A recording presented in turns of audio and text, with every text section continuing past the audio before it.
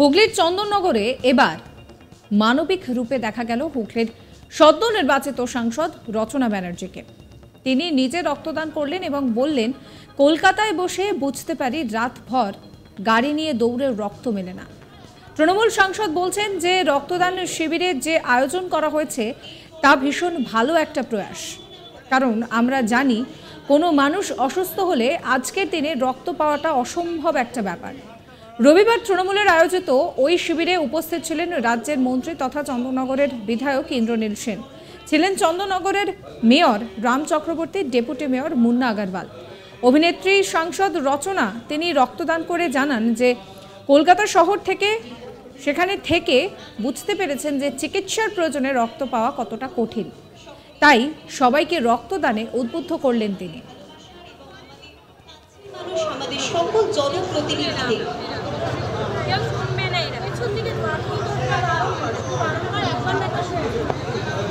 মনিকা, এর পরবর্তীতে আমরা সম্মাননা প্রদান করছি পৌর সদস্য মাননীয়া মনিকা মণ্ডল মহাশয়াকে।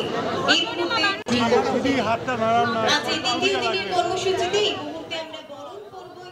হুগলির তৃণমূল সাংসদ বলছেন যে রক্তদান শিবিরের যে আয়োজন করা হয়েছে তা ভীষণ ভালো একটা প্রয়াস, কারণ আমরা জানি যে কোনো অসুস্থ মানুষ আজকের দিনে রক্ত পেতে গেলে তাকে কতটা ভোগান্তির মুখে পড়তে হয়, এটা একটা বড় চ্যালেঞ্জ হয়ে দাঁড়িয়েছে। রচনা আরও বলছেন যে আমার নিজের লোককে আমি সামনে থেকে দেখে বুঝতে পারি, সারা রাত গাড়ি নিয়ে দৌড়ালেও রক্ত পাওয়া যায় না। যতই সোর্স থাকুক, যতই চেনা পরিচিতি থাকুক না কেন, রক্ত পাওয়া যায় না।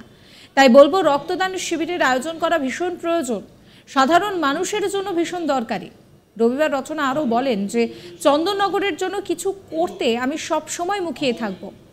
এখন হুগলি আমার দ্বিতীয় ঘর, কলকাতা প্রথম, তাই যখনই রচনা বন্দ্যোপাধ্যায়কে ডাকবেন রচনা বন্দ্যোপাধ্যায়কে তখনই পাবেন। মাননীয় মন্ত্রী তথা বিধায়ক শ্রী ইন্দ্রনীল সেন মহাশয়,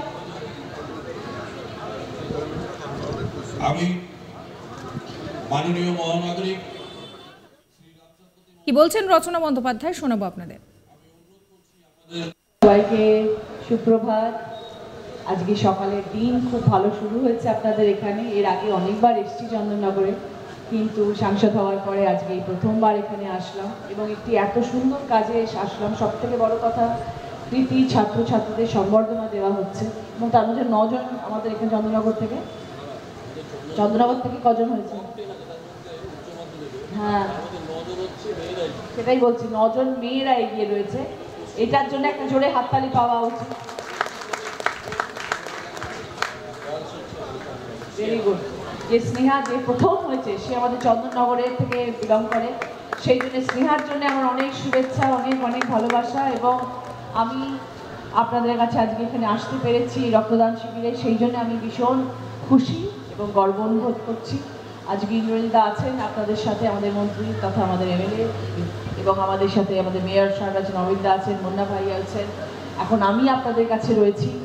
সবাই মিলে আমরা সব সময় এটাই আপনাদের কাছে বলে যাচ্ছি যে সুন্দর চন্দননগর উপহার দেবো আপনাদের সবাইকে। আপনাদের আগামী দিনে যাতে কখনো কোনো রকম অসুবিধা না হয়, তার জন্য আমরা সব সময় মুখিয়ে থাকবো এবং চেষ্টা করব সাধারণ মানুষ, চন্দননগরের মানুষ যেন সব সময় ভালো থাকে, কোনো রকম অসুবিধার মধ্যে যাতে তারা না পড়ে। যদি পরেও কখনো, আমরা সবাই আছি তাদের পাশে এবং তাদের জন্য যা যা করার দরকার সেগুলো আমরা সবসময় করবো। এরকম রক্তদান শিবিরটা আয়োজন করা হয়েছে, ভীষণ ভালো একটি প্রয়াস, এরকম হওয়া দরকার। কারণ আমরা জানি যে একটা মানুষ অসুস্থ হলে আজকের দিনে ব্লাড পাওয়া যে কি অসম্ভব অসুবিধার একটা ব্যাপার, সেটা আমরা কলকাতায় থেকে আমরা বুঝতে পারি। আমার নিজের কাছের লোকেদের দেখে আমি বুঝতে পারি, যারা রাত দৌড়াতে থাকে গাড়ি নিয়ে, কিন্তু ব্লাড পাওয়া যায় না। যতই সোর্স থাকুক না কেন, যতই চেনা পরিচিত থাকুক না কেন, কিন্তু ব্লাড পাওয়া যায় না।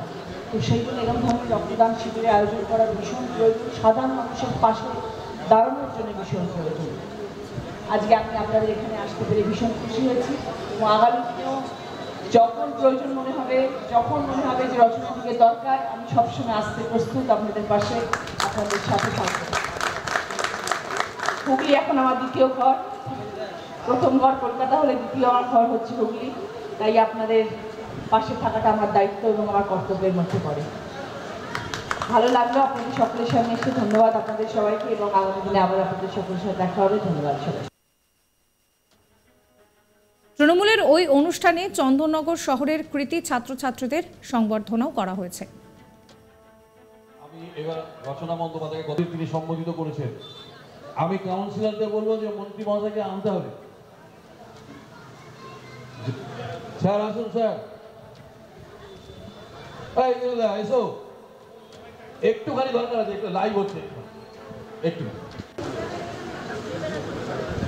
আজ এই দ্বিতীয় দিনের কর্মসূচিতে এই মুহূর্তে আমরা বরণ পর্ব সকলে সম্মিলিত হয়েছি, যেখানে বরণ করে নিচ্ছি আমাদের ভালোবাসার এবং আমাদের কাছের মানুষ, আমাদের হুগলির চন্দননগরে এবার মানবিক রূপে দেখা গেল হুগলির নবনির্বাচিত সাংসদ রচনা ব্যানার্জিকে।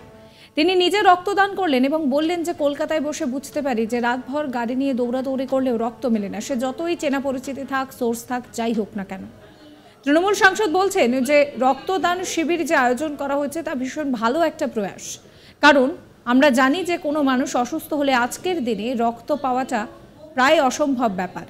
রবিবার তৃণমূলের আয়োজিত ওই শিবিরে উপস্থিত ছিলেন রাজ্যের মন্ত্রী তথা চন্দননগরের বিধায়ক ইন্দ্রনীল সেন, ছিলেন চন্দননগরের mayor Ram Chakraborty, deputy mayor Munna Agarwal.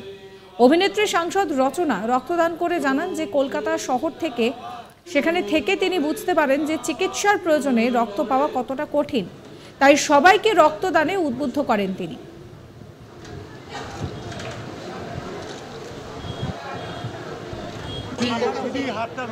আজ এই দ্বিতীয় দিনের কর্মসূচিতে এই মুহূর্তে আমরা বরণ পর্ব সকলে সম্মিলিত হয়েছি, যেখানে বরণ করে নিচ্ছি আমাদের ভালোবাসার এবং আমাদের কাছের মানুষ, আমাদের সকল জনপ্রতিনিধিদের। কি বলছেন রচনা, শোনাবো আপনাদের। মনিকা, সবাইকে সুপ্রভাত।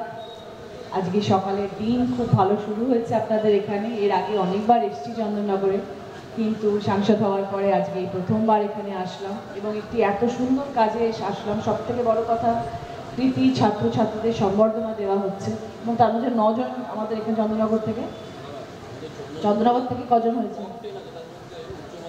হ্যাঁ, সেটাই বলছি, 9 জন মেয়েরা এগিয়ে রয়েছে। এটার জন্য একটা জোরে হাততালি পাওয়া উচিত। Very good.